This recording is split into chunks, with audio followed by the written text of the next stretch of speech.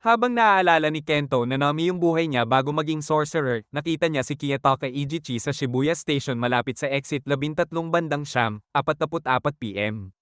Nakabulagta si Ijichi, duguan, at halos mamatay na. Sobrang nagalit si Nanomi pagkakita sa tropa niyang wasak na wasak. Bandang 10, 2 PM sa Fukutoshan Line platform sa pagitan ng Meiji Jingume at Shibuya Station, pilit tumatakas si Niji Abine kahit putol na yung kanang paa niya. Chill lang na naglalakad si Maymay habang si Uy nakaupo sa natalong cursed spirit ni Abina. Habang naglalakad, kainkwento ni Maymay kung paano gumagana teknik niya at gaano siya nag-grind para maging grade isang sorcerer. Todo clap si Uy at pinapalakpak pa si Abina para sa ate niya. Pagkatapos, ready na si Maymay tapusin si Abina. Nagmamakaawa yung curse user at nangangakong magiging mabait na raw siya. Natawa si Maymay tapos tinanong si Uy tungkol sa halaga ng buhay ng tao. Sagot ni Uy, valuable lang daw ang buhay kapag useful kay Maymay. Tinanong din ni Maymay si Abina pero tahimik lang siya. Yuko ulo parang naik. Sabi ni Maymay kaya raw natalo si Abina kasi hindi niya maintindihan ang value ng buhay. Para kay Maymay, worth ng tao ay depende sa silbi nila. Sabay bagsak ng palakol niya kay Abina. Habang yon, sina Yuji at Megumi nasira na yung curtain na humaharang sa mga sorcerer papunta sa Shibuya Station. Pero active pa rin yung curtain para kay Gojo at sa civilians. Biglang napansin ni Megumi si Ino na nahuhulog mula sa Shibuya Sea Tower. Mabilis niyang ginamit si No para saluhin siya. Nahabol naman ni Yuji si Ino bago bumagsak ng tuluyan at nakita nilang grabe sugat sa ulo niya. Sa taas ng tower, inutusan ni Ogami yung apo niya na tapusin yung mga sorcerer sa baba. Pero biglang nagloko yung katawan ng apo niya dahil si Toji Fushiguro mismo ang kumontrol. Gulat na gulat si Ogami kasi body info lang dapat ni Toji yung kinopya niya gamit Saiyan's technique. Sabi ni Toji baka dahil special daw katawan niya. Tapos literal instant delete si Ogami dahil siya mismo nag-utos patayin ang sorcerers. Sa ibang parte ng Shibuya Station, lumalaban yung Zenin team laban sa mga transfigured humans. Sina Nobara at Akari Nite naman sinabi kay Maki na parang inatake si Ijichi habang kausap nila sa phone. Inutusan sila ni Maki hanapin si Ijichi dahil sobrang importante ng managers para sa communication dahil walang signal sa loob ng barriers.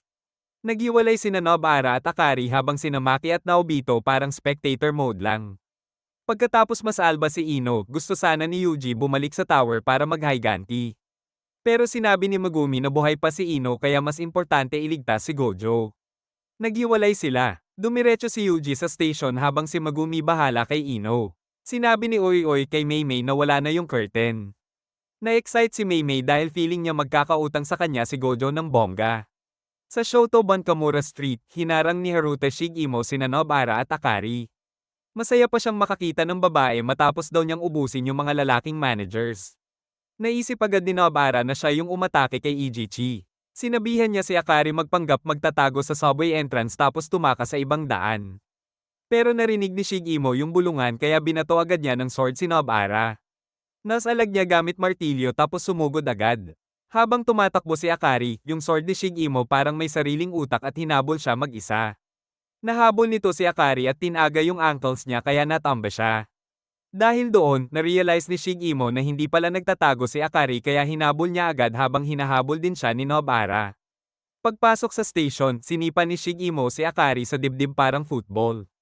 Nasaktan si Akari at lalong nainis si Nobara. Nabawi ni Shigimo yung sword niya at todo dodge lang sa attacks ni Nobara. Pati mga pako ni Nobara, pinapatalbog niya paakyat sa kisame. Ginamit ni Nobara yung hairpan para pabagsakin yung kisame kay Shigimo. Bumagsak lahat ng debris pero walang damage.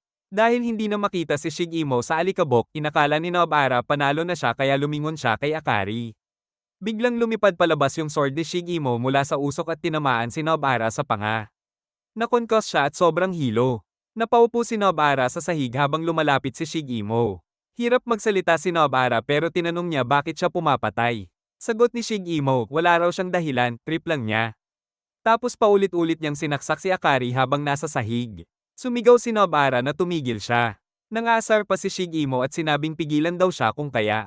Piliting tumayo si Nobara kahit hilo habang naghahanda silang magbanggaan ng weapons. Biglang nabasag yung glass door ng station. Pumasok si Nenomi na sobrang seryoso ang aura. Sinipa ni Shigimo palayo si Nobara tapos napansin suit ni Nenomi. Iniisip niya kung kailangan ba niyang patayin pati mga nakaibang kulay ng suit. Tinry niyang gawing hostage si Akari pero nakatakas pala gamit escalator habang distracted siya. Biglang nasa likod na niya si Nanami at tinanong kung ilan pang curse users at nasaan sila. Lumingon si Shigimo at tinaga si Nanami sa balikat tapos sinipa pa. Pero parang wala lang. Inulit ni Nanami yung tanong. Hindi pa tapos sumagot si Shigimo nang suntukin siya ni Nanami gamit ratio technique. Narealize ni Shigimo na muntik na siyang mamatay kung wala technique niya kaya tinry niyang tumakas. Pero hinayla siya ni Nanami sa buhok at inulit-ulit yung tanong. Bago pa makasagot, sinuntok ulit siya ni Nanami sa tiyan ng sobrang lakas. Habang nakatayo si Nanami sa ibabaw niya, umatake mula likod yung curse tool ni Shigimo. Pero ipinako ni Nobara sa kisame. Galit si Shigimo at sinabi kay Nobara na makiramdam naman. Pero hinawakan siya ni Nanami sa leeg. Hindi na niya inulit yung tanong. Sinabi lang niya na marami siyang nakitang patay na managers papunta roon. Tinanong niya si Shigimo kung siya may gawa. Takot na takot si Shigimo at nagsorry pero sinuntok pa rin siya ni Nanami sa mukha. Lumipad si Shigimo palabas ng station papunta sa katabing building.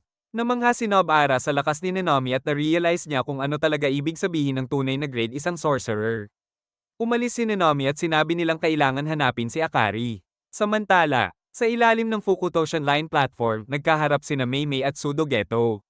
Nagulat si Meimei makita si Geto pero agad niyang inisip na imposibleng buhay pa ito.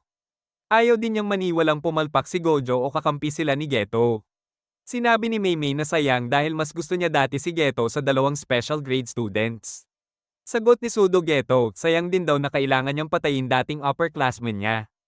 Pagkatapos, nag-summon siya ng special grade disease curse na smallpox deity laban kay Meimei. Nangako pa siyang siya mismo lalaban kapag na-exercise ni Meimei yung curse. Biglang gumamit ng domain expansion yung curse at nakulong si Meimei sa loob ng kabaong. Nagsimula mag-chant yung curse habang may malaking lapida na bumagsak mula sa taas. Kinabahan sobra si Oy Oy. Pagkatapos nagsimula magbilang yung curse. Pero bago matapos count, binasag ni Meimei palabas yung kabaong.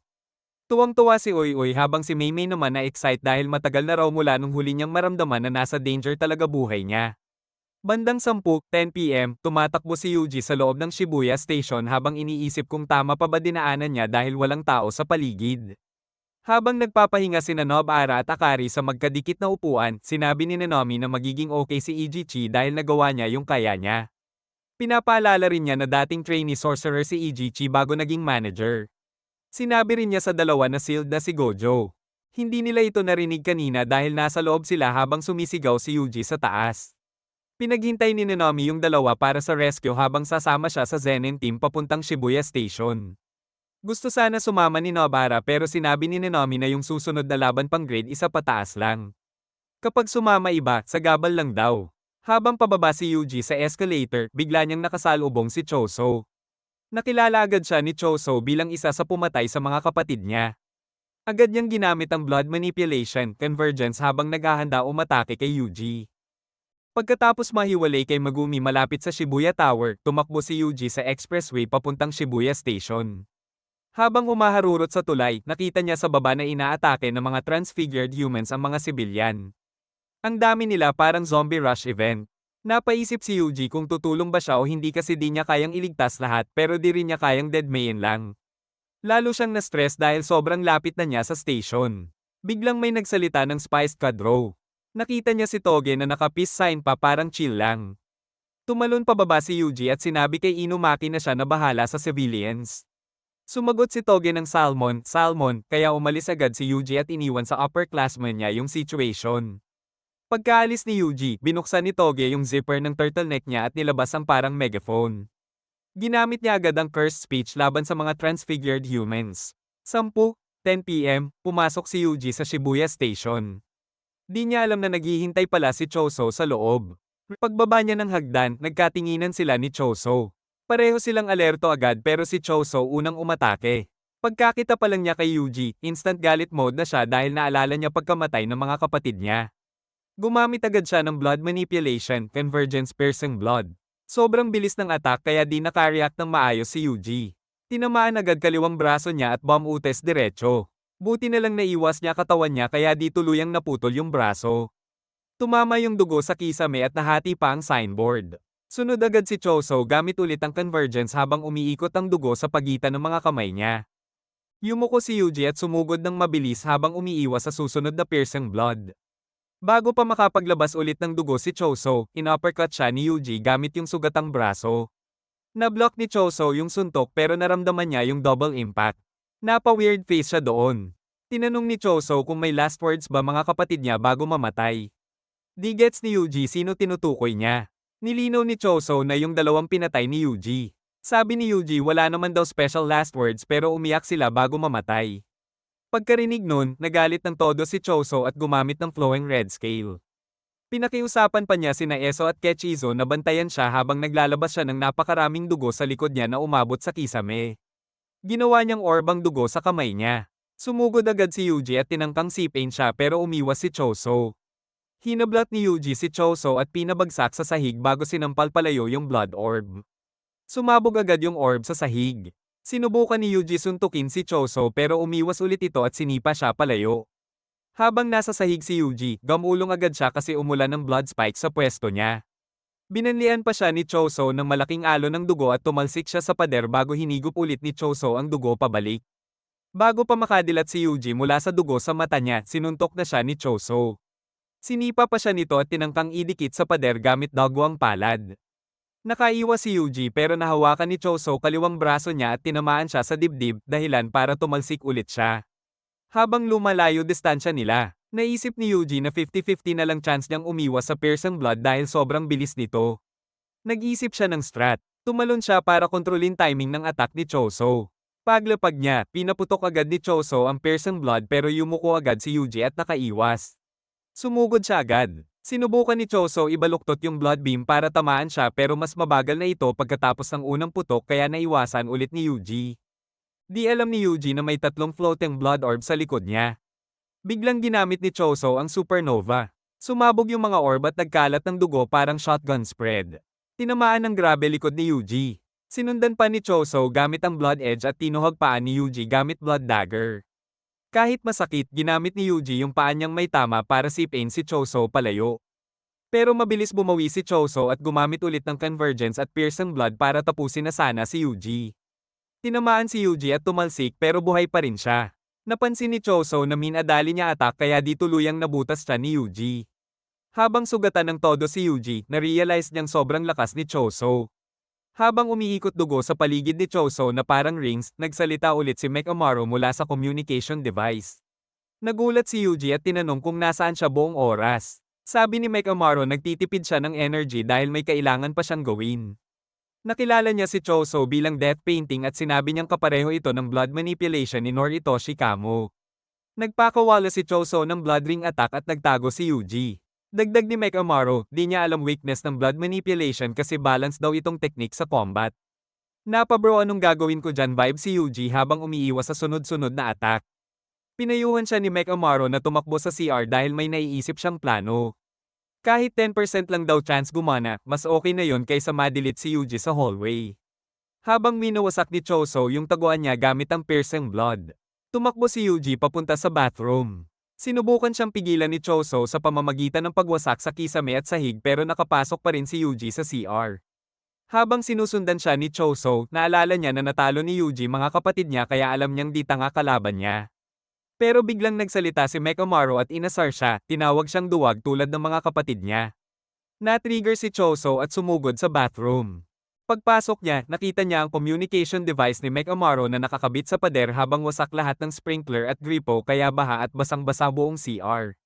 Sabi ni Mechamaru, sobrang atas daw ng death painting brothers sa isa't isa kaya madaling manipulahin emosyon nila. Binira agad ni Choso ang device gamit piercing blood. Biglang lumitaw si Yuji sa likod niya at umatake. Habang nagbablock si Choso, mas lumalim siya sa bathroom at dinurog ang natitirang piraso ng device ni Mechamaru. Magpapakawala na sana siya ng floating blood attacks pero biglang nawala ang convergence dahil sa tubig na bumabaha. Sumabog tuloy yung blood orbs. Dahil pala ang blood manipulation ay pumipigil sa pagclot ng dugo kaya madaling matunos sa tubig. Dahil sa setup na yon, di makontrol ni Choso dugo sa labas ng katawan niya. Di gets ni Choso ano nangyari pero gumamit siya ng flowing red scale stack at nag-focus sa dugo sa loob ng katawan niya. Si Yuji naman di rin get science pero alam niyang close combat na ta. Territory niya na. Nagharap silang dalawa habang bumabaha at nababasag paligid ng CR. Nagpalitan sila ng suntok at sipa at nagkaroon ng upper hand si Yuji. Pero biglang kinumpres ni Choso ang dugo sa kamay niya at pinatigas gamit cursed energy bago pinakawalan ang blood meteorite diretso sa atay ni Yuji. Nagulat si Yuji kasi akala niya wala ng projectile si Choso dahil sa tubig trick ni Mechamaru. Naramdaman agad ni Yuji na critical hit yun. Napaisip siya sa possibility na matalo at mamatay. Pero tinadyakan niya sa hig at bumalik focus niya. Ginawa niyang cursed energy ang takot niya at nilinis isip niya. Alam niya role niya. Kailangan niyang tumulong iligtas si Gojo Sensei kahit kapalit buhay niya. Kahit di siya ang mismong magligtas, okay lang basta mapabagsak niya si Choso. Si Choso naman napansin na 3 solid hit pa lang ni Yuji pero medyo wasak na siya. Alam niyang di na uubra surprise blood meteorite ulit. Normally di ginagamit ang blood manipulation para magpatigas ng dugo pero ginawa niya pa rin. Nagtago siya ng ngipin sa kamao niya at pinatigas ang dugo sa kamao at braso niya kahit risky dahil pwedeng magka-thrombosis siya. Pero mas delikado raw si Yuji. Nagpalitan ulit sila ng suntok. Ginamit ni Choso yung nakatagong ngipin bilang pang-feint at tinamaan si Yuji sa mukha. Tuloy-tuloy pa rin laban nila habang si Choso gumagawa ng blood blades at claws para manggulo. Si Yuji naman bumabawi ng malalakas na sipa. Bandang huli, kinandado ni Yuji paa niya sa ulo ni Choso at binato ito pabagsak gamit flying scissor takedown. Habang hilo si Choso, sumugod si Yuji at ginawang decoy ang kanang suntok niya. Akala niya iniisip ni Choso na useless na kaliwang braso niya matapos tamaan ng piercing blood kanina kaya ginamit niya ito para sa solid left hit sa katawan ni Choso. Pero may mali. Biglang binasag ni Choso collarbone ni Yuji gamit napakalakas na hammer fist sa balikat. Halos lumubog yung balikat ni Yuji sa lakas ng tama. Sunod agad si Choso ng matinding suntok sa tiyan na nagpalipad kay Yuji papunta sa pader. Inangat ni Choso damit niya at pinakita na pinrotektahan pala niya katawan niya gamit hardened blood. Nawala ng malay si Yuji pero humihinga pa rin ng mahina. Lalapitan na sana ni Choso para tapusin siya at sinabi niyang humingi na lang ng tawad si Yuji sa mga kapatid niya sa kabilang buhay. Sa loob ng innate domain, nanonood si Sukuna at sobrang disappointed. Tinawag niyang walang kwenta si Yuji at di makapaniwalang natalo siya sa low diff na kalaban. Pero imbes na si Yuji ang suntukin ni Choso, yung pader sa tabi niya ang binira niya. Gumuho ang pader habang napaatras si Choso dahil bigla siyang inatake ng matinding sakit ng ulo. May pumasok na memory sa isip niya na parang never naman nangyari. Nakita niya sarili niyang kumakain kasama lahat ng kapatid niya sa picnic table. Kasama roon sina Eso, Kechizo, pati yung 6 pa nilang kapatid na silpa bilang cursed womb death paintings. Ang mas nakakabaliw, kasama rin si Yuji. Pinapakain pa siya ni Yuji ng spaghetti habang tinatawag siyang Big Bro. Pagkatapos ng memory na yon, napadugo bibig si Choso. Litong-lito siya kung bakit kasama si Yuji sa alaala na yon habang palakad-lakad siyang paalis. Dumating sina Mimiko at Nanako at nakita nilang walang malay si Yuji at may ginawa sila sa kanya.